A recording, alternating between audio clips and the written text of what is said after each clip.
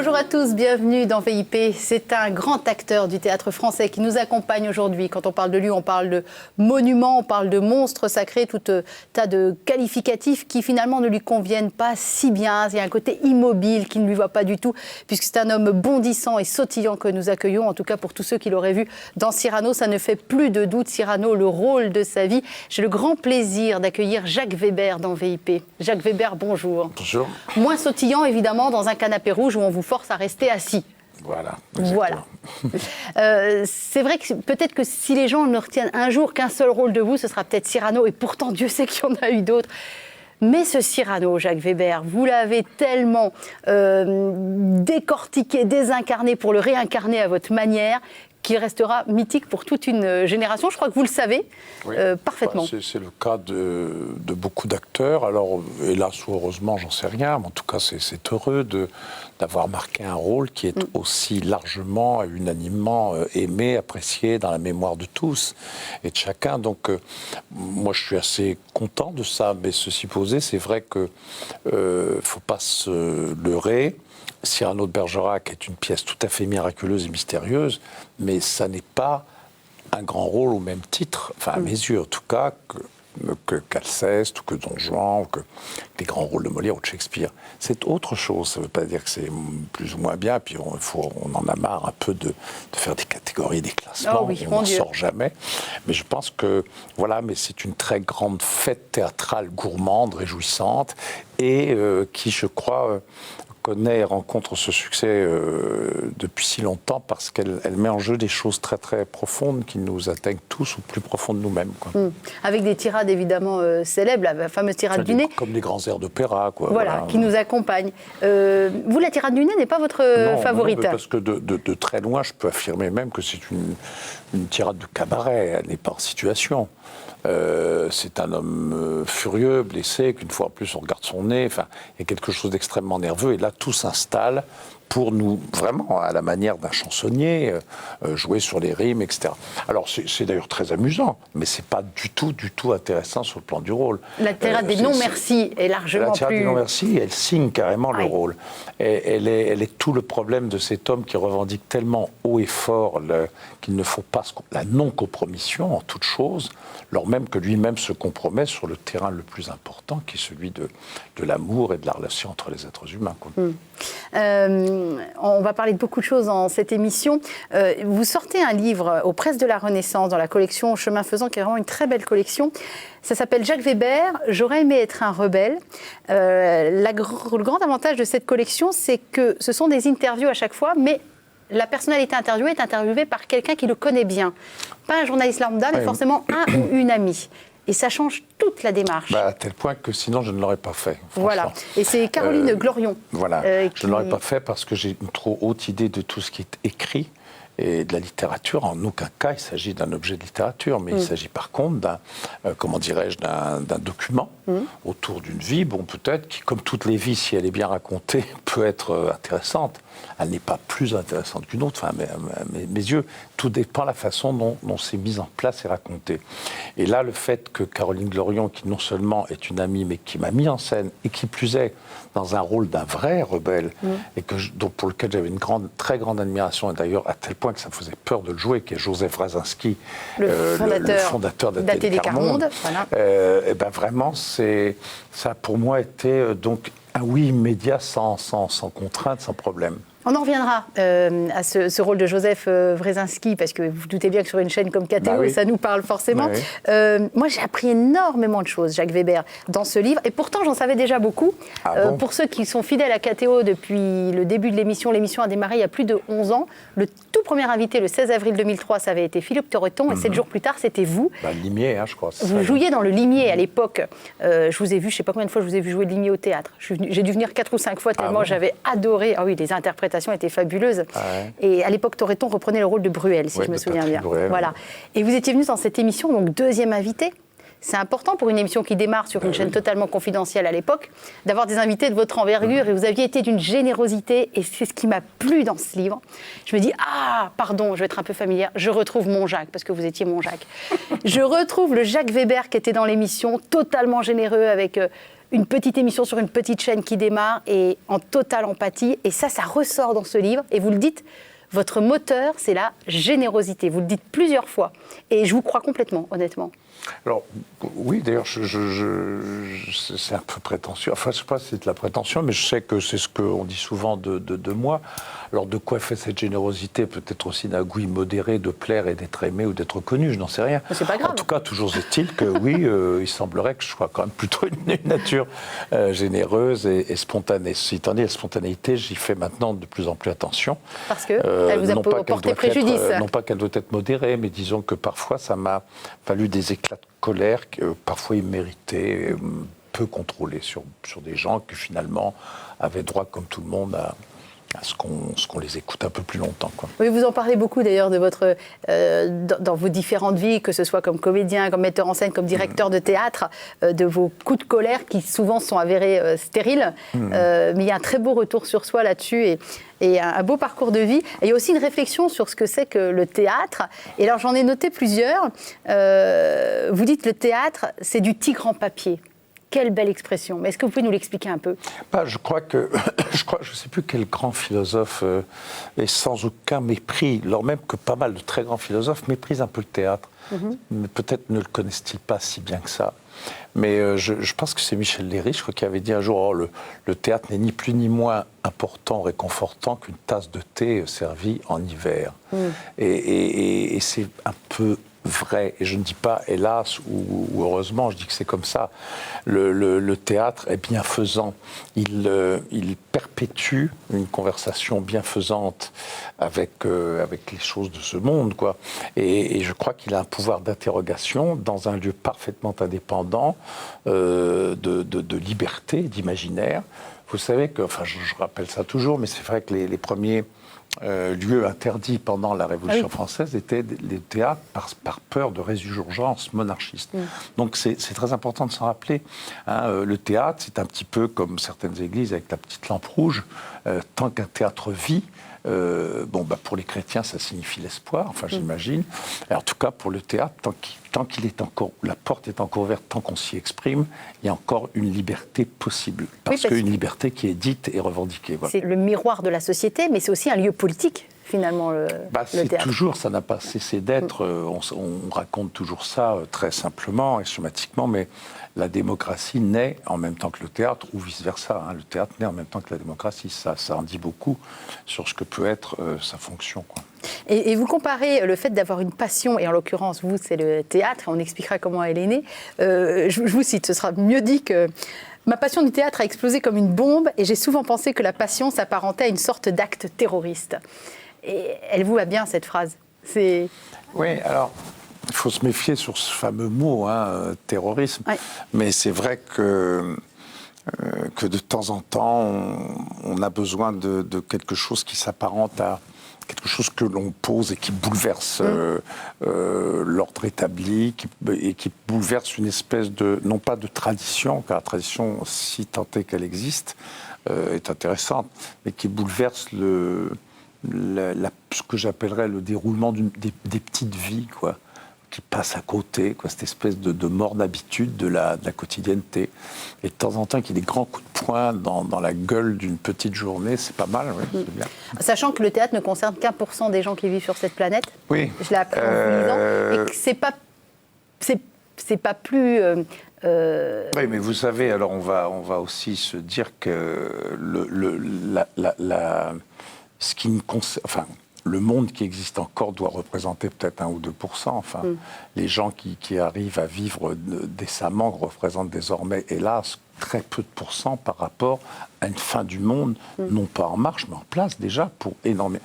Moi, à mes yeux, à partir du moment où une femme tient dans sa main, dans ses bras, un enfant mort de faim, son propre enfant mort de faim, lorsqu'un enfant suce un sein totalement affaissé par la faim, c'est la fin du monde. Point final. Qu'on ne nous fasse pas de grands discours. Alors oui, il y a maintenant à se poser le problème, va-t-on enfin comprendre qu'il ne s'agit pas de replâtrer un système qui a amené tout ça, qui a amené l'accélération du pourrissement du monde, de la nature, du pourrissement des relations humaines, et du pourrissement par l'économie. Donc, si on ne... Voilà, je crois qu'il faut, faut le mettre le coup de poing sur la table. Et à quoi sert le théâtre au milieu de tout ça ? Je crois qu'il participe, comme la littérature, comme la musique, comme l'expression libre, à partir du moment, encore une fois, où un foyer de liberté, de quelque façon que ce soit, s'exprime, c'est bien. Moi, en ce sens-là, je ne suis pas contre les poussiériotes. Moi, en ce sens-là, je ne suis pas contre toute forme de manifestation, même celles pour lesquelles je suis absolument opposé. Contre lesquels je suis opposé. La manifestation dans la rue, la reprise du pouvoir par le peuple est une chose extrêmement dangereuse, mais intéressante. Vous avez une comparaison très intéressante en reliant le théâtre à la banquise, parce que la banquise, c'est votre endroit rêvé, votre paradis. Si un jour vous deviez être un animal, ce serait l'ours polaire. Vous l'aviez déjà dit dans cette émission il y a 11 ans. Et je vous avais dit, oh, ça vous va bien. Vous m'avez dit, ah bon ? Et c'est vrai, ça vous va bien. Et vous dites, c'est comme la banquise, il n'y en a pas beaucoup, mais si elle n'était pas là, la terre ne tiendrait pas. Enfin, il n'y aurait plus de terre s'il n'y avait plus de banquise aux deux pôles. Ouais. Et vous dites, le théâtre, c'est pareil, ça ne représente pas grand-chose, mais si ce n'était pas là, est-ce qu'on tiendrait ? Est-ce qu'on vivrait en société ? Imaginez-vous une seconde, ça s'est passé un petit peu à une époque, il y a une vingtaine d'années de ça, où les acteurs américains ont décidé de faire la grève. Aussi bien au cinéma qu'au théâtre, mais ça a été quelque chose d'extraordinairement mal vécu très vite. Alors bien sûr, ça ne concerne encore une fois que les villes, les gens... Parce que voilà, moi par exemple, j'ai fait énormément de tournées. Ce qui me désole absolument, c'est la façon dont l'information ne se préoccupe que des choses de théâtre qui se passent dans les grandes villes de temps en temps, et presque toujours de Paris. Mais vous avez, quand on va dans des petits lieux de théâtre, dans des petites villes, des petits villages, des bourgs même, ou même que l'on invente nous-mêmes le lieu théâtral. Mais vous ne pouvez pas figurer comme c'est adopté, accepté comme une vraie, très belle rencontre importante. Alors on se dit que là, il y a vraiment un jacobinisme de fait en France qu'il faut absolument changer. Mais il y a aussi un côté le rat des villes et rat des champs qui est absolument effrayant, quoi. J'aurais aimé être un rebelle, c'est le titre de ce livre qui raconte votre parcours. J'avoue que sur le coup, le titre surprend. Quand on parcourt le livre, on comprend. Et ça aussi, c'est un beau retour sur soi de se dire, vous avez cru être un rebelle, puis vous vous êtes rendu compte que, non, un rebelle, c'était peut-être pas exactement ça. Ouais. J'aurais aimé être un rebelle. Oui, parce que c'est très très important quand même de remettre un petit peu les mots à la belle hauteur, à la bonne hauteur, où ils pourraient être. Moi, les rebelles, pour moi, tiens, parlons des femmes, par exemple. C'est Simone Veil, sur lequel j'ai vu un documentaire il n'y a pas longtemps, qui s'est fait traiter de nazi à l'Assemblée nationale, à la représentation de l'État. Voilà, pour moi, c'était vraiment un acte rebelle. Gisèle Halimi, qui a mené un combat absolument magnifique. Les rebelles d'aujourd'hui, c'est qui, par exemple ? C'était Gandhi à une autre époque.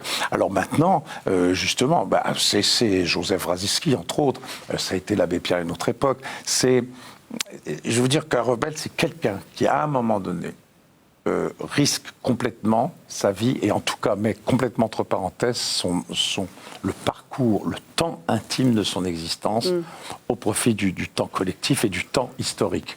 Voilà, ça, pour moi, ça sont les grands rebelles. C'est des gens, oui, qui peuvent bouger et changer le monde. Quand De Gaulle, en ce moment, tout le monde nous raconte il nous faudrait des grands hommes, mais on ne naît pas grand homme. C'est la circonstance qui fait naître le grand homme.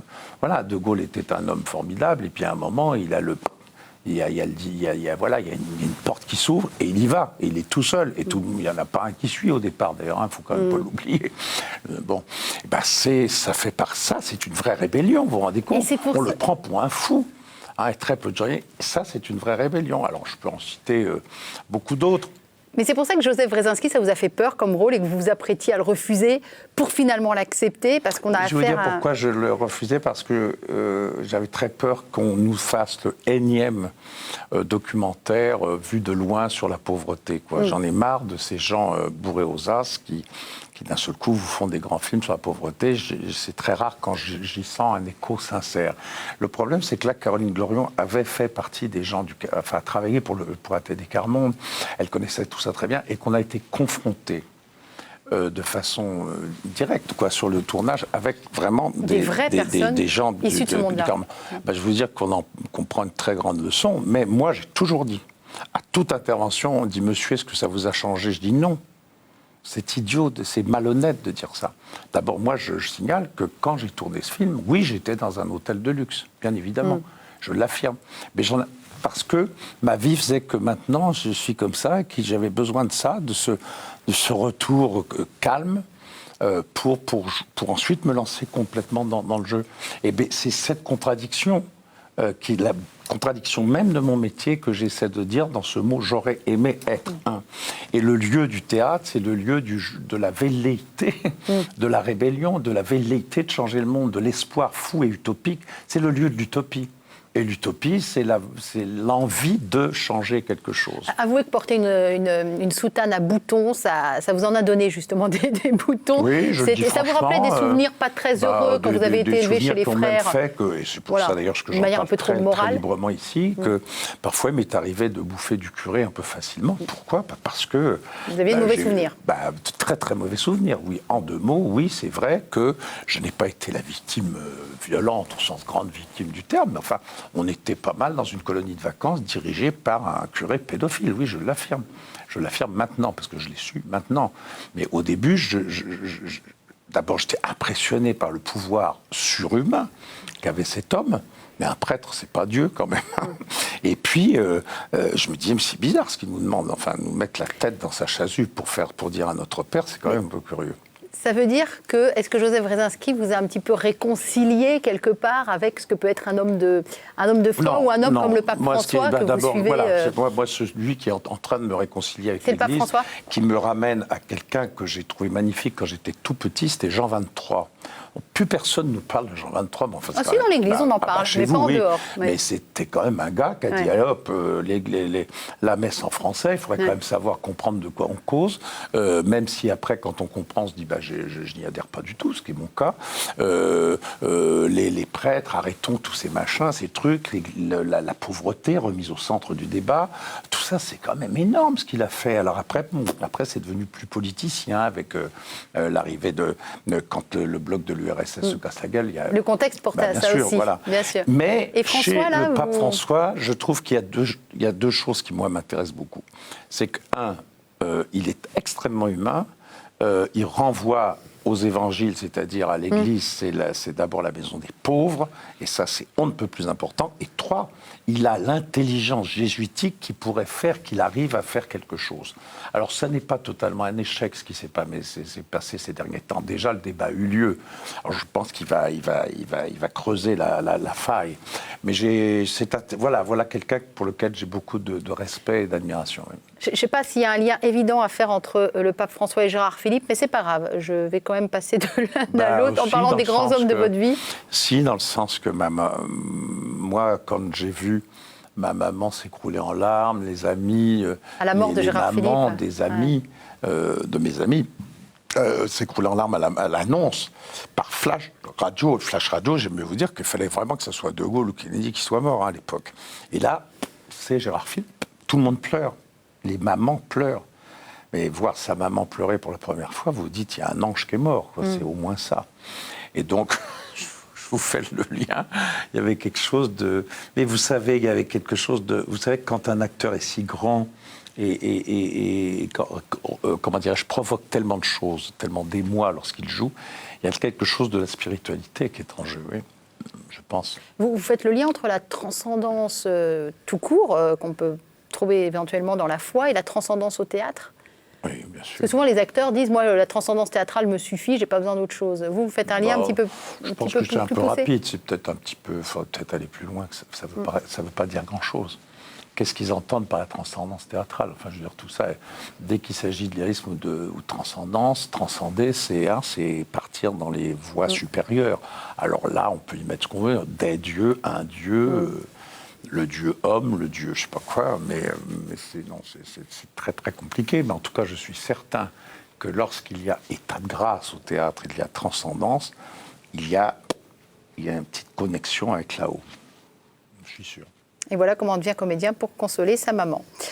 Je vais vous faire une citation, vous allez la reconnaître tout de suite évidemment, puisqu'il s'agit d'un autre grand homme qui vous inspire ô combien. L'art n'est pas un déversoir à passion, un pot de chambre un peu plus propre qu'une simple causerie, une confidence. Il faut du sang dans la phrase et pas de la lymphe. Et quand je dis du sang, c'est du cœur. Il faut que ça batte, il faut que ça palpite, il faut que ça émeuve.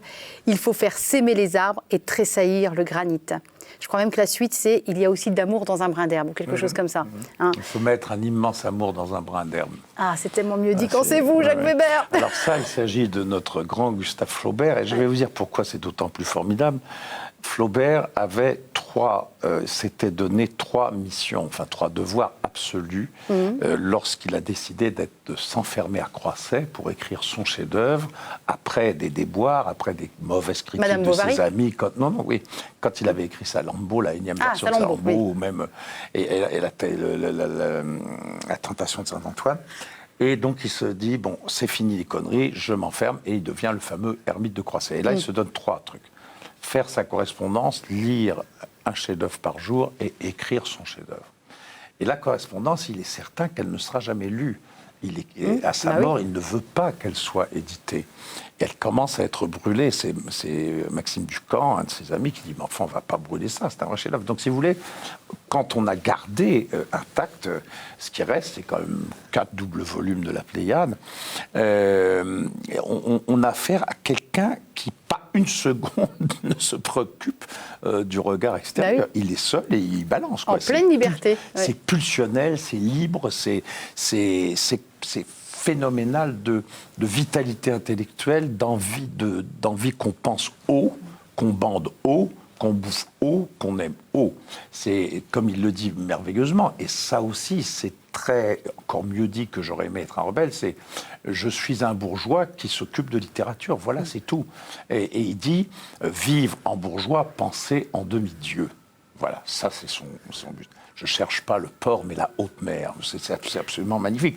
Alors, ça tombe très bien qu'on parle de ça, puisque, comme vous le savez peut-être, je recommence à partir du 25 novembre un spectacle tiré de la correspondance de Flaubert par Arnaud Bédoué, qui en a fait une pièce très importante. Ça n'est pas une lecture des correspondances, c'est mis en situation théâtrale. C'est mis en scène. Et ça, c'est vachement important. C'est-à-dire, c'est un homme qui vit. Louis Collet vient de le quitter. Qu'est-ce qui se passe? Est-ce que j'ai grossi? Est-ce que je deviens bedaine à commun à faire vomir? Est-ce que j'entre dans la classe de ceux avec qui la putain est embêtée de piner? Enfin, c'est Flaubert qui dit ça. Enfin, c'est extraordinaire. Il dit l'amour n'est pas la première chose de la vie, mais la seconde. C'est un lit où l'on met son cœur pour le détendre.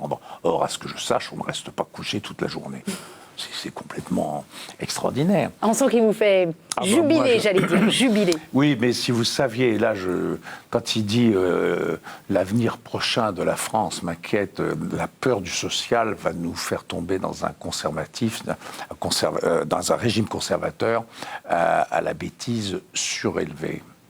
C'est extraordinaire. On dirait que ça a été dit hier, ça. Bah oui, c'est fou. Vous allez jouer à quel théâtre, parce qu'on ne l'a pas précisé?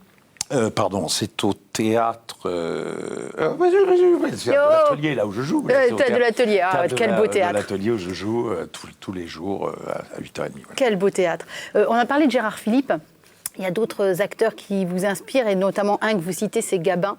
Votre acteur préféré, vous dites? Écoutez, le père de tous les autres acteurs. Bon, il y en a d'autres. Hein. Mon papa de théâtre était Pierre Brasseur, j'en parle aussi, bien sûr, parce que je l'ai connu en vrai, comme on dit. Ma grande tristesse, c'est de n'avoir jamais vu Gabin en vrai. Vous lui auriez dit quoi, si vous l'aviez vu? Ah, bon, je sais pas, je crois que j'aurais été totalement grand timide comme vous êtes. Non, par contre, j'ai su une chose. Un jour, Brialy, qui était la bouche du coche, merveilleuse, comme ça, c'était un être merveilleux, il me dit, tiens, il y a un vieux monsieur hier qui t'a regardé à la télé, qui t'a trouvé formidable. Alors je dis, ah bon, qui ça? Monsieur Gabin. Oh j'étais, vous pouvez pas savoir, j'étais dans tous les états.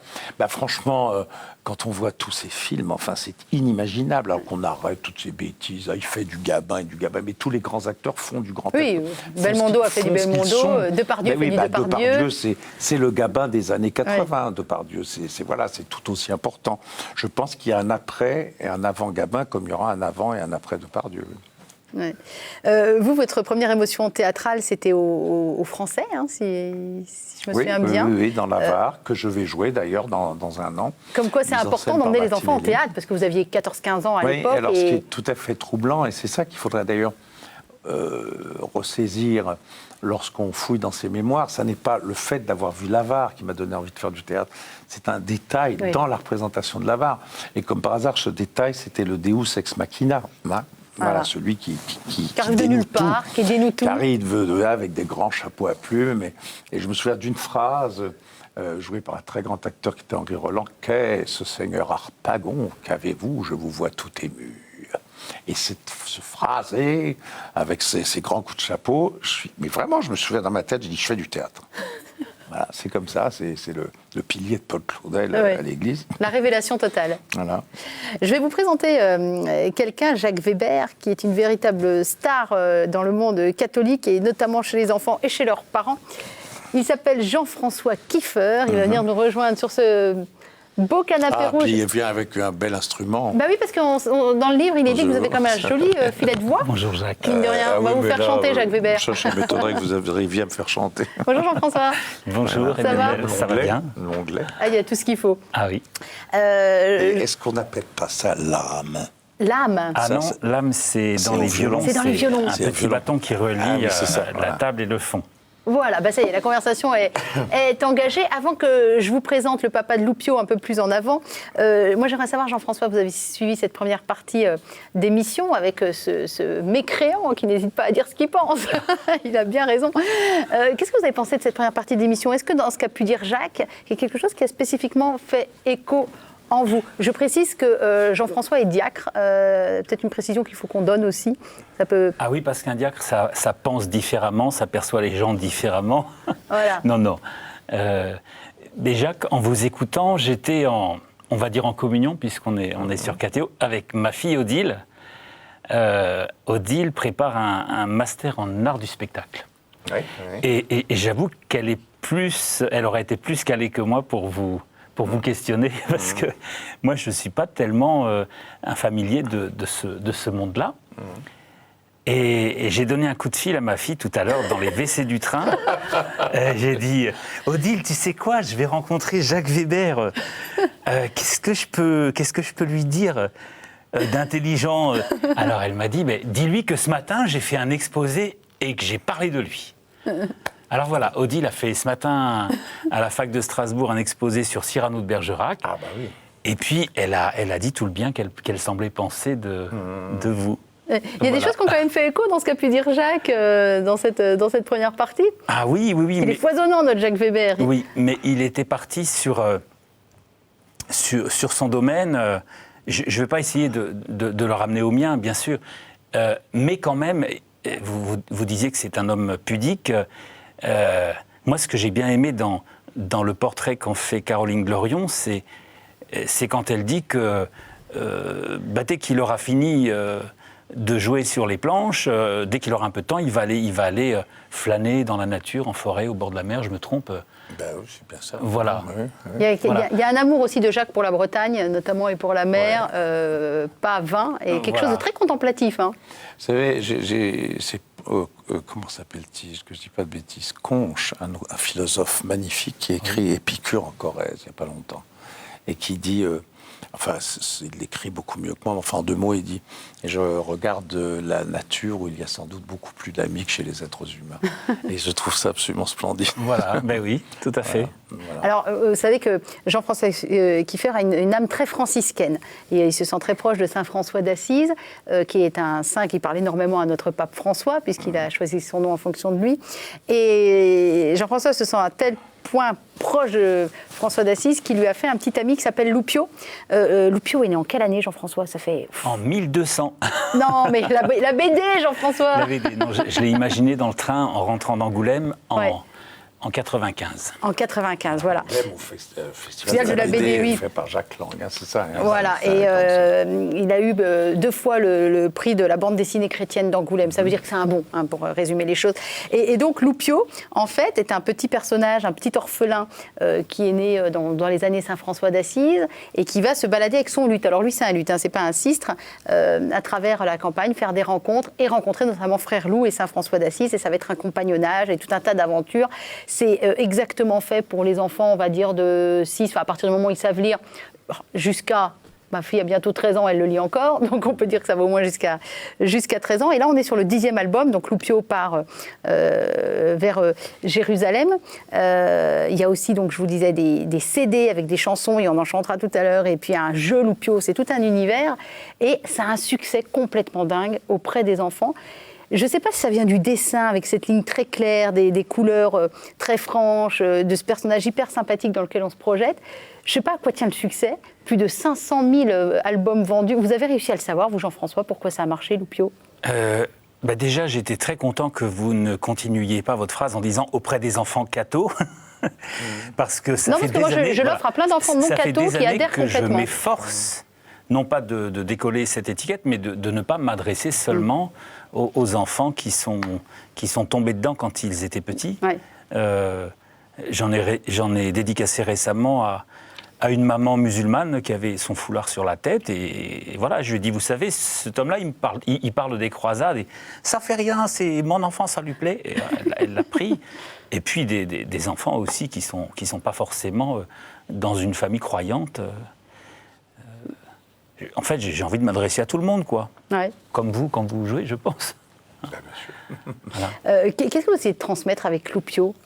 J'allais dire auprès des enfants, mais auprès de leurs parents aussi. Hein. Bénis soyez-vous, surtout d'avoir sorti le 10e album, parce que moi, ça faisait 2 ans que mes enfants attendaient, et c'était compliqué de leur expliquer qu'à Noël, il n'y aurait pas le nouvel album de Loupio, parce que Jean-François ne l'avait pas fini. Donc, qu'est-ce que vous essayez de transmettre ? Avant tout, j'essaye de faire en sorte que les enfants qui le lisent et les adultes passent un bon moment, tout simplement, se fassent du bien. Non pas découvrent le bien, mais se fassent du bien, se fassent plaisir.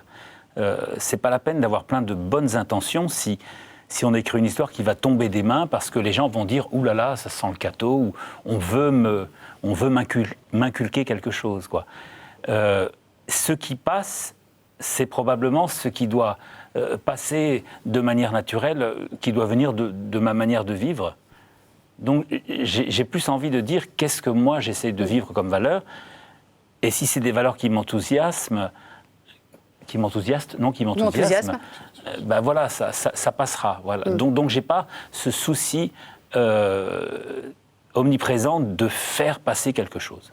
Et il n'en reste pas moins que, là j'aborde un thème, les croisades. Et un thème politique. Attention, danger. Bon, tout naïvement, j'ai dit à mon éditeur, ce bouquin, on va l'appeler Les Croisés. Vous imaginez dans le contexte actuel. Bon, alors je tiens à dire, faut-il le préciser, que je ne me sens pas l'esprit d'un croisé. Mes copains m'appellent JFK, c'est mes initiales. Ça me va mieux que George Bush, quelque part. Hein.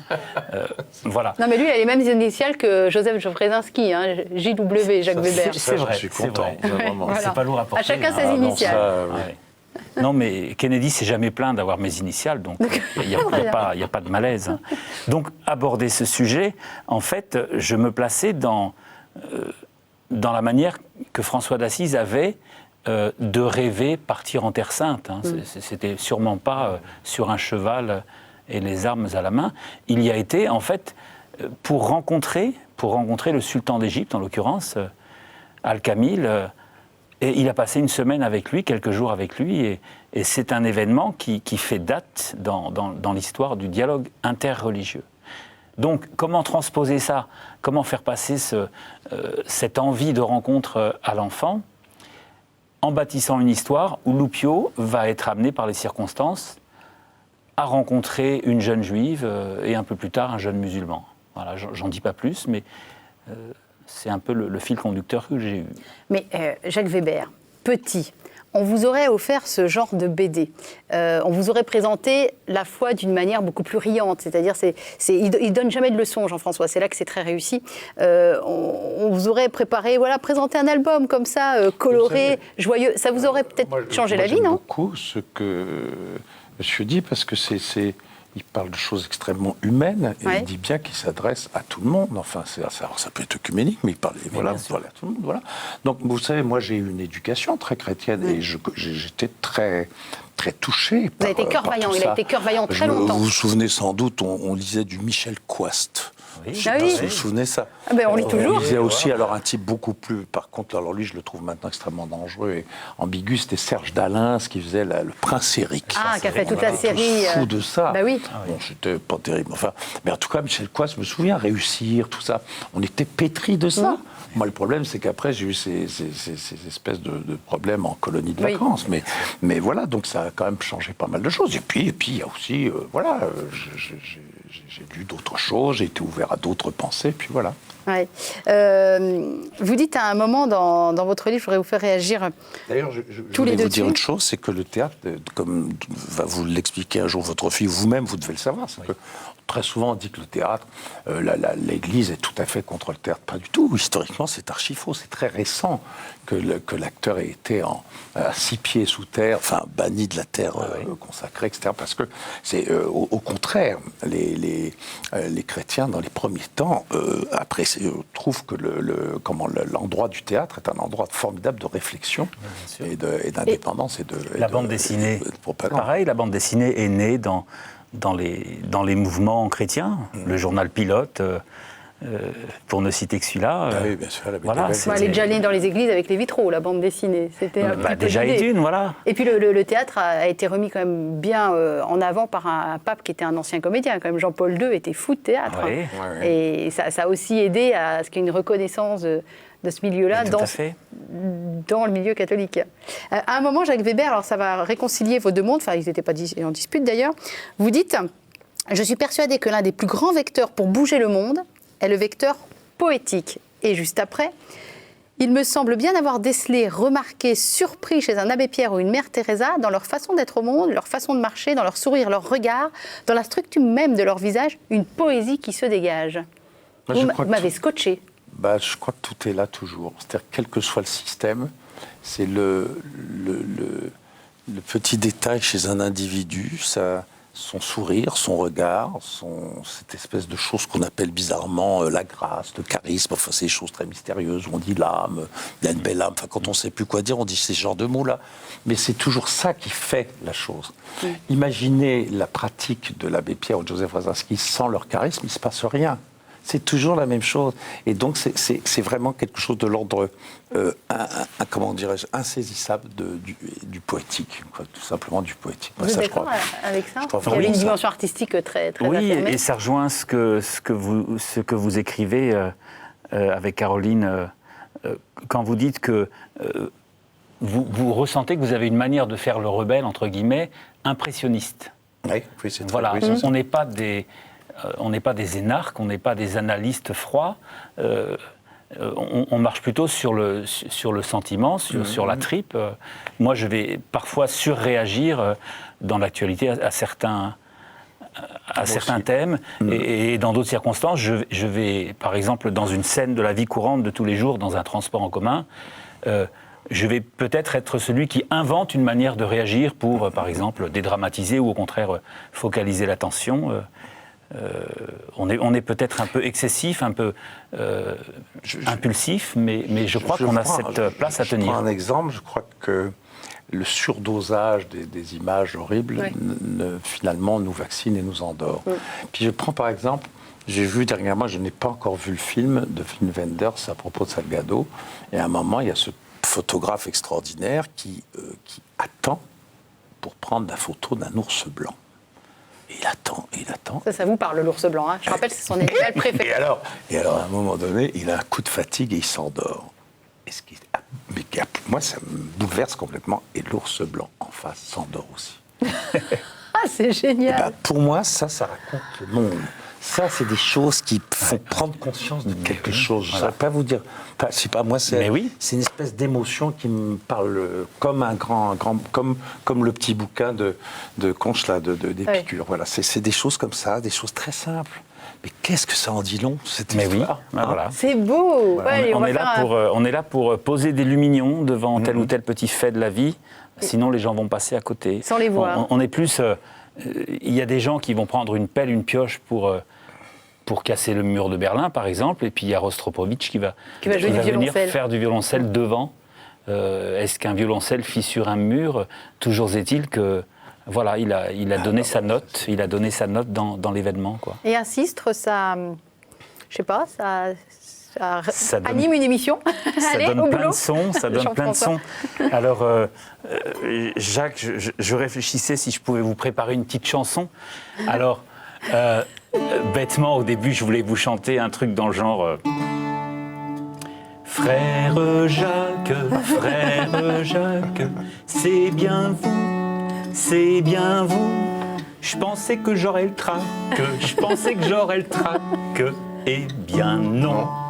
Eh bien non. Alors on peut applaudir la rime entre trac et Jacques. Ah oui, on applaudit, bravo. On peut applaudir. Pas mal. Une Et autre. puis, alors, Qu'il y a un S de trop. Entre Jacques Une et autre. Jacques même. tout à fait. C'est possible avec un prénom. Alors sinon, il y a une chanson de Loupio qui dit en gros, quand je me promène et que je fais de la musique, c'est la meilleure manière d'entrer en contact avec les gens. Et c'est ce que je constate aussi bien sur un quai de RER que dans un salon du livre. C'est la phrase de Schumann, je crois, qui disait la musique, c'est exprimer l'inexprimable, quoi. Oui, donc c'est surtout créer des liens. Ouais. Donc, Attention. c'est une chanson de Loupio, et puis j'ai rajouté une strophe. Ah, très bien. Donc c'est un air un peu bretonnant comme ça. Ça va plaire à Jacques. Si vous avez Vous envie, savez qu'il fait vous croire à tout le monde répétez. qu'il est né en Bretagne alors que c'est pas vrai. J'ai Parce dit qu'il ça. adore la J'ai dit ça. Bretagne. Moi, il m'arrive de faire croire aussi que j'ai des racines irlandaises. Ce n'est pas vrai. Donc vous répétez si vous avez envie Ouais, après ouais. moi. Voyager sur les chemins, chanter sur les routes, c'est la vie du baladin, la plus belle de toutes. Voyager sur les chemins, chanter sur les routes, c'est la vie du baladin, la plus belle de toutes. Quand je vais sur les chemins, tout en chantant mes refrains, il ne me faut pas longtemps pour y croiser plein de gens. Il ne me faut pas longtemps pour y croiser plein de gens. Jacques Weber, le comédien, son panache, son air coquin, je ne l'aurais pas rencontré si chez moi j'étais resté. Je ne l'aurais pas rencontré si chez moi j'étais resté. Voyager sur les chemins, chanter sur les routes, c'est la vie du baladin, la plus belle de toutes. Ah, bravo. C'est beau le son, hein. C'est très très beau, ça vous parle? Ouais, c'est un très beau son, ça. Ouais. Et vous savez, il y a une quantité d'instruments qu'on n'imagine pas le nombre d'instruments de musique dont on a perdu un peu la mémoire. Mais oui. c'est hallucinant, comme les instruments de Et ils percussion. s'en créent des nouveaux chaque Quand on jour. voyage un peu, on voit des instruments qui sont d'abord des objets à tomber par terre et qui créent des sons magiques. Ah, j'étais en Mauritanie il n'y a pas longtemps, j'étais sidéré par les instruments de musique qu'ils avaient. Eh oui. Ah, voilà. Ça, c'est une adaptation par des luthiers irlandais du bouzouki grec. Vous voyez, donc c'est un instrument qui date Mais des on années voyage. 70. hein. On voyage. Ah, dites-moi, je voulais vous poser une question à tous les deux. Là, on a un Jacques Weber qui a eu un prix d'excellence à la sortie du conservatoire, et Dieu sait que ça a fait les choux gras de tous les journaux et qu'on lui en parle encore. Vous avez vos prix d'excellence à vous avec des BD qui remportent des prix aussi de bande dessinée. Oui. J'imagine qu'il y a une certaine satisfaction à ça, chacun dans votre catégorie. Mais au final, les années passant, c'est pas le plus important, j'imagine, même si c'est important, mais vous en tirez quoi de substantiel de vos métiers, chacun? L'un dans la bande dessinée, l'autre dans le théâtre, Alors, le cinéma, la télé. Peut-être que les gens ne vont pas me croire, mais Mais si on vous croit, allez-y. Mais le souvenir que j'ai est très beau. J'ai d'abord le souvenir que ça a fait un plaisir fou à ma mère, et ça, pour moi, c'est indispensable. Ça validait un petit peu le côté Voilà, sérieux de votre choix. Voilà, mais le reste, ce n'est que le beau souvenir d'une journée. Et je m'empresse de dire que j'avais des camarades. Quand vous pensez au génie qu'avaient des gens comme Jacques Villeray, paix à son âme, ou Votre enfin tout beaucoup grand énormément ami. d'acteurs qui m'entouraient autour de moi, voilà, faut se calmer. Ce que je sais aussi, c'est qu'après, pendant 2, 3, 4 ans, j'ai eu la grosse tête et que j'étais un gros con, quoi. Et que je disais Il a des refusé choses un d'entrer à la peu- Comédie Française. Ça, par contre, à l'époque, j'ai eu raison. Ouais. Je ne le ferai, maintenant, je réfléchis différemment. Mais à l'époque, oui, je ne le regrette pas du tout, ça. Mais en fait, être distingué par un prix, c'est rassurant, tout simplement. Ouais, ouais. C'est rassurant. Pendant longtemps, moi, j'étais un peu triste parce que je recevais des prix catholiques, de la BD chrétienne, etc. Et puis, il y a 2 ans, j'ai reçu un petit prix dans un festival BD, simplement. Et ça m'a fait plaisir parce que c'était des gens du métier qui ne me jugeaient pas sur le contenu Voilà. plus ou moins évangélique, mais déjà sur le travail. C'est un sur problème le- chez les cathos, ça. sur- Quand ça sur- reste dans l'univers catho et qu'on n'arrive Voilà. pas à en sortir, on se demande la validité du travail. Ça, vous ne Voilà. connaissez pas, vous, Jacques Weber.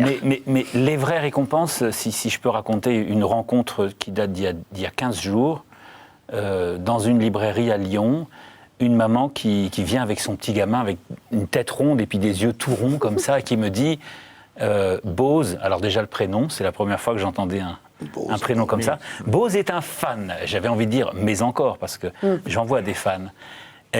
Montre au monsieur ton attelle. Et alors le petit gamin, il remonte son pantalon et il avait une attelle en fibre avec un magnifique loupio incrusté dedans. Et la dame me dit, la prothésiste voulait absolument lui mettre un Batman et lui, il voulait un loupio. C'est magnifique. Et alors je lui ai dit, mais qu'est-ce que ça te fait, Bose, d'avoir loupio sur... Et il me dit, comme ça, je peux me tenir bien droit, bien debout. Oh. J'ai versé ma petite larme. C'était... bien sûr. Oui, c'est ça vaut joli, tous les ça. prix, ça. Merci, Bose. Oui. Ah oui, c'est Bose, joli. Si tu nous regardes. On lui fait un petit coucou. Beckett, un certain Beckett, disait « Les mots sont des trous dans le silence ». Tous les deux, vous maniez les mots. Le dessin, les mots aussi à travers la chanson, à travers des scénarios, les mots évidemment du théâtre, les mots parce que Jacques écrit aussi, les mots que Jacques écrit. Comment vous l'interprétez cette phrase, vous, Jacques ?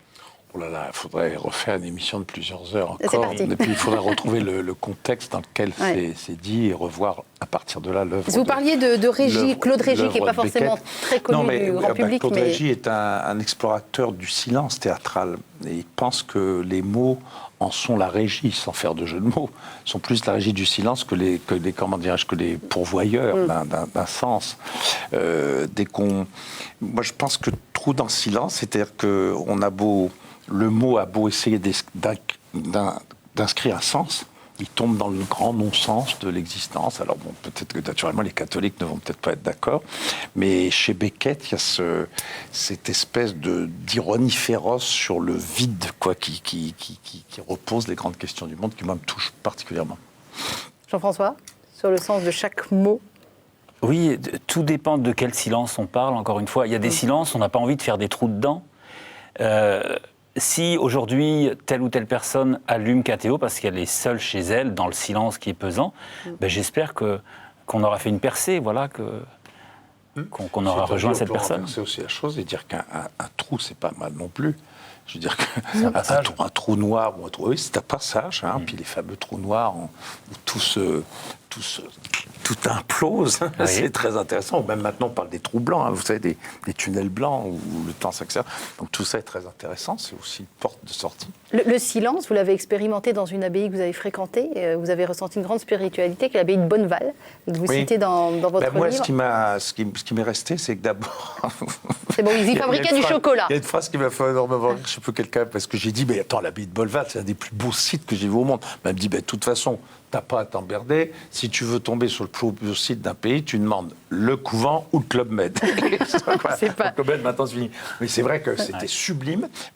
Mais ce qui m'a frappé, et je m'en suis inspiré pour la mise en scène du 5e acte de Cyrano, d'ailleurs, c'est que ces femmes, qui étaient en tenue de travail, des tenues de jute, comme ça, très épaisses, étaient des jardiniers, faisaient la cuisine. Du chocolat. N'arrêtaient pas de bosser avec leurs mains, quoi. Ça, sur des elle se levait avec le soleil, se couchait avec le soleil, et c'était de la pogne dans la nature, quoi.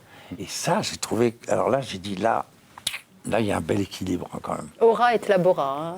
Ça m'a vraiment, vraiment touché. Et j'aime vous dire que j'ai bouffé le chocolat avec beaucoup de goût.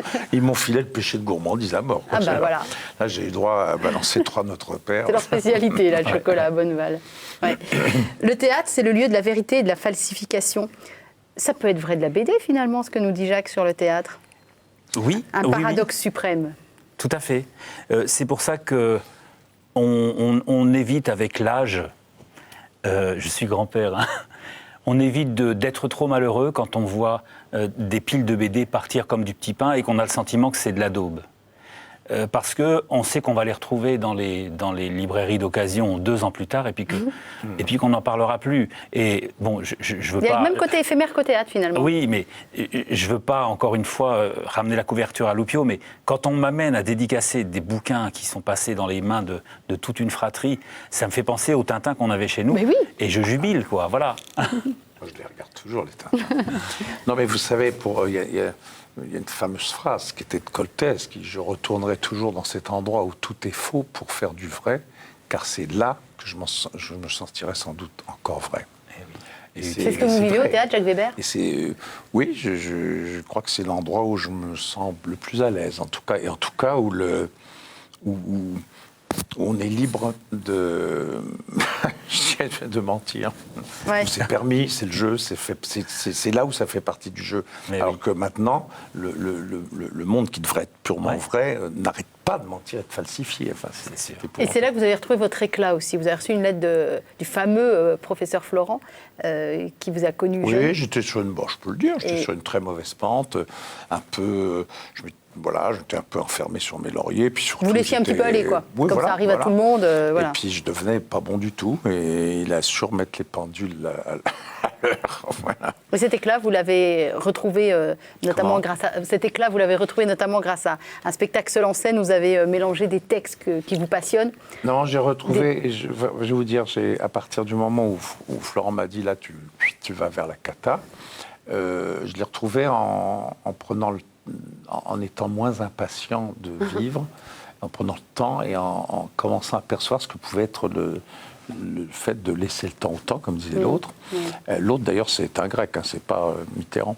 Il l'a piqué un petit peu, mais bon, c'est très bien. Et puis, d'autre part, de revoir ce qu'était le grand bonheur de la méditation, quoi. Et à partir de là, je me suis arrêté de boire, ce qui est quand même très important. Voilà. Puis je me suis mis à marcher. Voilà. Et la marche, tout ça, parce que j'ai vu un jour ce formidable Michel Serres et que j'ai appris qu'il traversait Paris pour aller à ce rendez-vous à pied. Oui, c'est vrai. Et j'ai mieux vous dire que depuis que je le fais, que j'apprends mes textes en marchant et que je réfléchis en marchant, ma tête en marche beaucoup mieux. Voilà. Réaction. C'est vrai, hein? C'est comme le petit Loupio là, qui fait le. Ah bah il marche, le Loupio, il trotte. Il y a du parcours. Il trotte. En ce moment, je me déplace pas mal puisqu'il y a la sortie d'un album et parfois je suis une journée chez moi. Et c'est vrai que je vais marcher. Ce matin, avant de venir, j'ai fait 2 fois le tour de mes pièges à campagnols. J'en ai chopé 3, des gros. Et puis l'élève des moutons aussi. C'est tout Pardon, un concept. Hein. Jean-François Kiffer, c'est tout un concept. Qu'est-ce que c'est les campagnols? Les campagnols, c'est des sales petites bêtes. Enfin, tout dépend. Si on a des arbres, on les aime pas du tout. C'est des espèces de rats qui ressemblent à des taupes et qui vous bouffent un arbre. Et le matin, on voit l'arbre penché. Et il est comme un crayon taillé par la racine. C'est très mignon, le citadin avec le campagnard. Va falloir qu'il y en ait un qui aille du côté de Commercy pour faire connaissance avec les moutons de Jean-François Kiffer. On va être obligé de s'arrêter là, messieurs. En tout cas, je vous remercie infiniment pour cet échange passionné. Je ne sais pas vous, moi, je n'ai pas vu le temps passer. Je regarde l'heure désespérée en me disant, mon Dieu, mais il faut déjà rendre l'antenne. On va laisser Jean-François repartir. Vous allez nous faire de la musique? Je vous en fais une petite dernière. Ah, génial! Parce qu'on parlait de ce Loupio avec l'idée de dialogue interreligieux. Et pour lancer l'album, on s'est retrouvés au Bernardin il y a 2 semaines avec Kamel, musulman, et Dan, juif. Et ils m'ont fait la joie d'apprendre mes chansons et de m'aider à les traduire. Alors, juste avant, je fais juste le rappel pour le livre Aux presses de la Renaissance de Jacques Weber. J'aurais aimé être un rebelle. Il y a beaucoup de choses qu'on n'a pas dit. Et juste, je vous le dis, Jacques, moi, j'ai noté des phrases pour moi, pour méditer après sur ma propre vie. Et je voudrais vous en remercier. Voilà. Merci beaucoup. On termine avec Jean-François Kiffer et son Loupio. Une musique que j'ai mise sur des mots de François d'Assise. Et je le chante en français, puis après, je vais tenter de le chanter en hébreu. On ne va pas vous contredire, nous. Hein. Et puis en arabe. Donc en français, ça donne « Fais de moi, ô Seigneur, un instrument de ta paix ». Et alors, Kamel chantait « Ij'alni Rabbi edeten li selem ». Et Dan chantait « Aseh oti Adonai keli shelomecha ». Et c'était très beau parce que ces 2 garçons qui ne se connaissaient pas quelques minutes avant s'efforçaient d'accompagner l'autre dans sa manière de chanter. Et c'était un très beau moment. Oh bah écoutez, c'était aussi un très beau moment. Et on termine sur cette jolie note de musique. Merci infiniment, Jean-François Kiffer, Jacques Weber, qu'on retrouve au théâtre très bientôt et en librairie absolument. Merci à tous les deux. Au revoir. Merci à vous. Merci.